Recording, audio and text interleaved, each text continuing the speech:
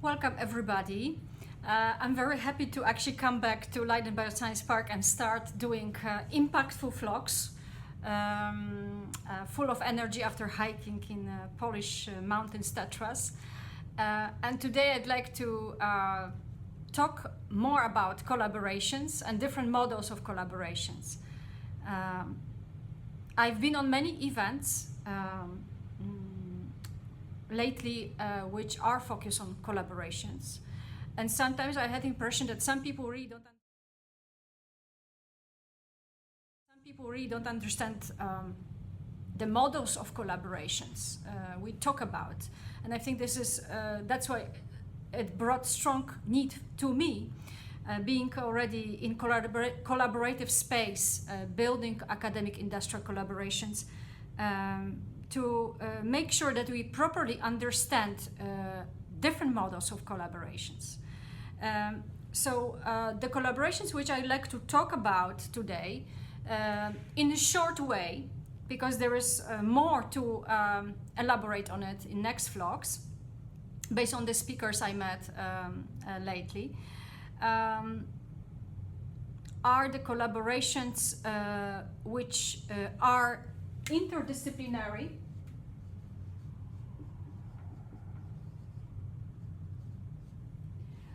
multidisciplinary, and I hope you can see it well.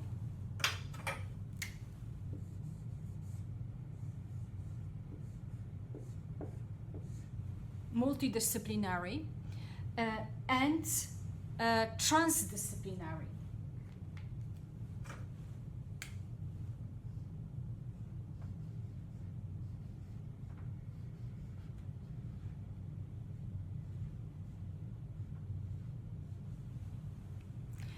In short,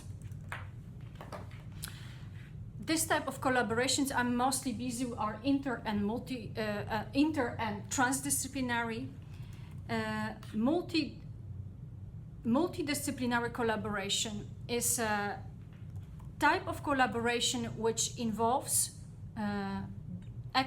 different experts from different fields. So this collaboration is in a way giving a format of the least integrated knowledge, where each expert can present their perspective. This is, for example, we have biologists, chemists, and economists, and each of them deliver their perspective to one report, for example, presenting their perspective in terms of methodologies or development of technology, how they see that. So that's a multi-disciplinary collaboration.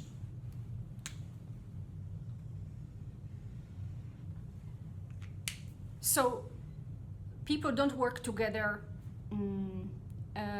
per se, and they rather work side by side. In terms of collaboration, which is interdisciplinary, this collaboration has different characteristics. This is the collaboration which I told you I'm most busy with, where multiple disciplines, so experts from different disciplines, interact and integrate their knowledge to create solution. So this collaboration, which is interdisciplinary, it aims to synthesize knowledge into new innovative solution, and is definitely integrated type compared to multidisciplinary work. So for example, you have an interdisciplinary team which develops together a proof of concept model to create this interdisciplinary team-driven solution. In case of transdisciplinary collaboration, this collaboration becomes much more inclusive. What does it mean? It includes not just academic partners, industry, but also policymakers, regulators, citizens, non-governmental organizations. So it's definitely more inclusive type of collaboration in terms of key characteristics, but also more holistic. And because it's so inclusive, it focuses on real-world impact and also also taking into account social, economical impact in terms of jobs, in terms of the most social impact. This collaboration brings the most social impact. And we could think about example where project, for example, focus on animal-free innovation, includes biologists, material scientists, engineers, startups, pharmaceutical companies, and of course all this, we call it in industry collaborators, but stakeholders, not necessarily should participate from very early stage, right away all together to make it complete team, but they join this transdisciplinary collaboration stepwise. And this is important because this way we are making sure that each of these players, I call collaboration players, is needed at right time. So we don't also waste their time, but we also appreciate the time window which they are with us. And of course, as a person which always promotes engagement, of course, if they want to start being together at the beginning and they have time for that, and engage, they can engage, that's very nice, but they don't have to. So I think this is here makes these collaborations very flexible, where there is more advanced this collaboration in terms of also time, but also data becomes more advanced, and innovation, more players will step in there. So that's very important also to keep this collaborative, I would say, formation process or team formation process very time efficient.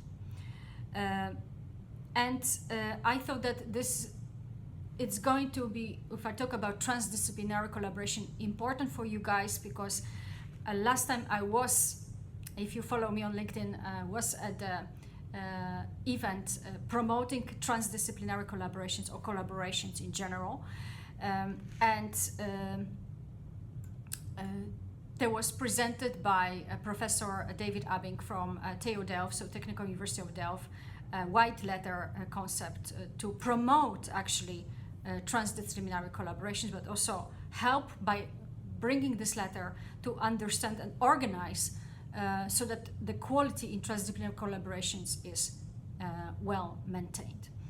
And if you want to look at this document, I will talk about this document in my next vlog, because this document really deserves attention in public media, in social media, but also this way I also create impact by talking about this. And I'm definitely a startup scientist, entrepreneur, and agile coach, which helps to build such academic industrial teams to make sure that this collaboration is effective and fruitful. And now I think the best way would be to present you perhaps a table which I prepared. This table contains main informations and differences, key differences about these collaborations, and I think brings more visual impact.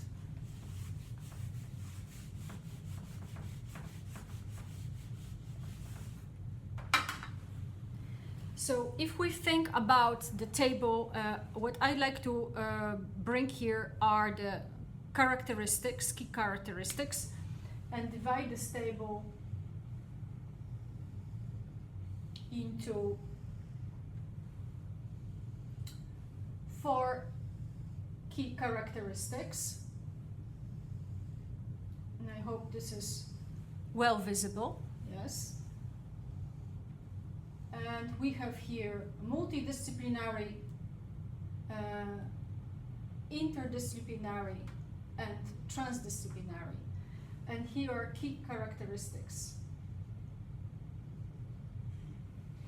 In terms of integration, so knowledge, integration level, in terms of collaboration, process, so in terms of teamwork, interactions, in terms of outcome, and in terms of also example. I think that will illustrate the best which type of collaboration we talk about, and knowing actually which collaboration we talk about, it's easier for us to actually step into such collaborations and learn more about them. So in terms of integration knowledge, multidisciplinary is low in terms of level of integration. Interdisciplinary is medium, and transdisciplinary is high. In terms of interactions between experts, here collaboration, as I told you, so in terms of process, so here is side by side.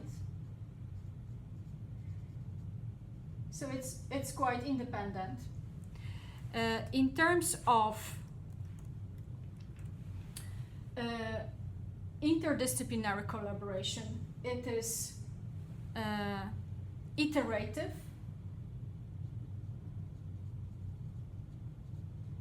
and we work really together, so it's interactive to develop common concept. In terms of trans, it's the most inclusive, because what I call includes all the voices, not only voices of academic voices or academic expert, but perspective of policymakers, regulators, citizens, patients, non-governmental organizations. In terms of outcome, this collaboration also is different. And if you can already think about, based on what I said before, this collaboration, multidisciplinary, generates multiple independent perspectives.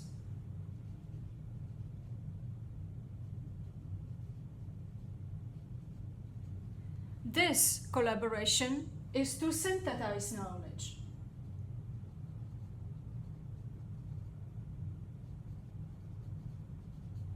And develop common proof of concept. This one will be the most inclusive, so it's very inclusive solution, and holistic, some people call it. Solution. In terms of example, here you will deal with independent research reports. In interdisciplinary, you will have joint conceptual work, so joint work, proof of concept. And in the transdisciplinary, you will have, for example, when I talk about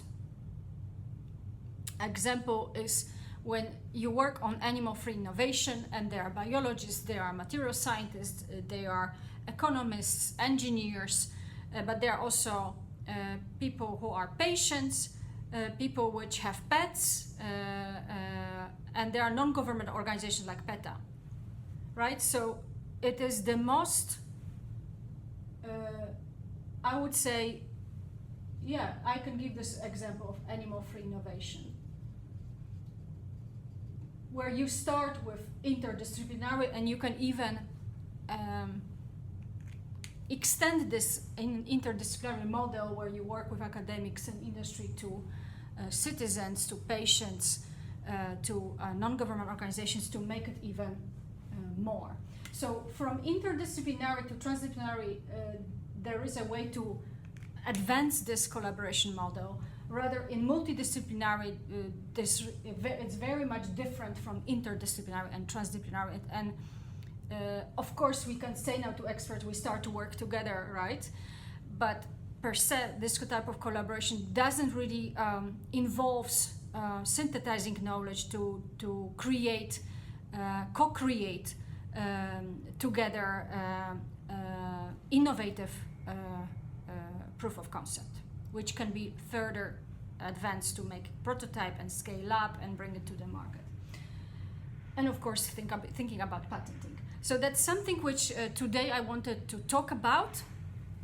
And I'm glad that I'm within 15 minutes explained that and also brought it to you by talking about this, but also in terms of table. So thank you very much for listening. And why I believe so strong in collaborations. I've been with PhD in stem cells and 4 postdocs in 3 different countries. I realize how important it is to actually collaborate with industry, because academia has expertise in fundamental knowledge but doesn't know how to commercialize this knowledge. Industry has whole know-how and all the channels and all the platforms, including IP experts, how to do it and how to make it profitable so that we can really generate sustainable future. So personally, I believe that academia plus industry, in terms of equation, can give, with making sure that we develop properly collaborations, in my case, agile collaborations, implementing agile mindset and agile methodology, can give us perspective and can shape our brighter future together. So that's something which I wanted to bring as the last, in a way, perspective from being already 7 years and working on collaborations between academia and industry. So thank you very much and see you next time.